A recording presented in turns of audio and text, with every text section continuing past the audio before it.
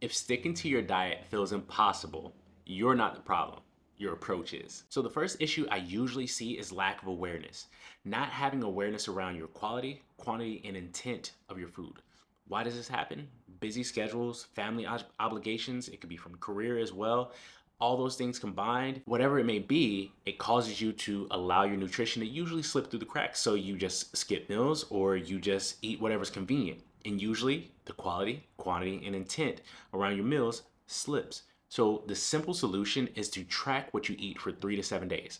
This isn't tracking calories, this isn't tracking macros. This is just tracking your meals, what you eat throughout the day. So that way you can see and have awareness around, okay, how much am I actually consuming on a day to day basis? What's the quality of that food? And am I eating in a rush, stressed, or distracted? And you can see where you need to make adjustments from there. The key, I usually have people start with improving their quality and then working towards quantity. So the second issue I usually see is trying to fix everything at once instead of one habit at a time.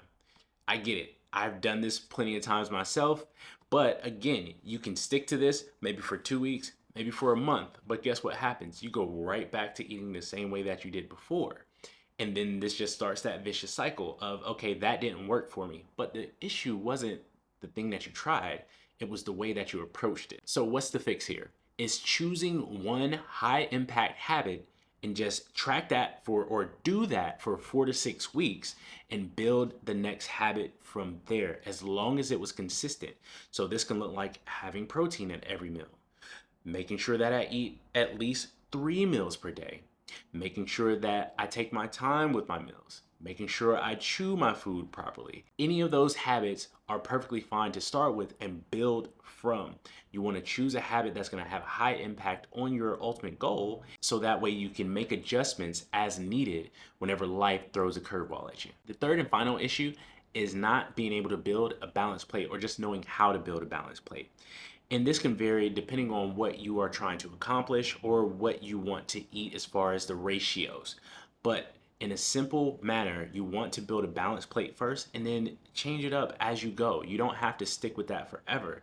But as you get used to building a balanced plate, then you'll know what works for you, what gives you more energy, and you can move from there. So a simple idea of a balanced plate is having half of the plate with veggies, having a fourth of that plate with protein, and having 1/8 of that plate with fat, and then 1/8 of that plate with carbs. So what might this look like? Half the plate with vegetables, colorful, bright, colorful vegetables. Having a quarter of the plate with a protein source such as chicken, shrimp, any type of fish, beef. So in that quarter of the plate. And then in the other 1/8 of the plate, that could be healthy fats, that could be some type of oil, that can be some type of nuts, that can be avocado.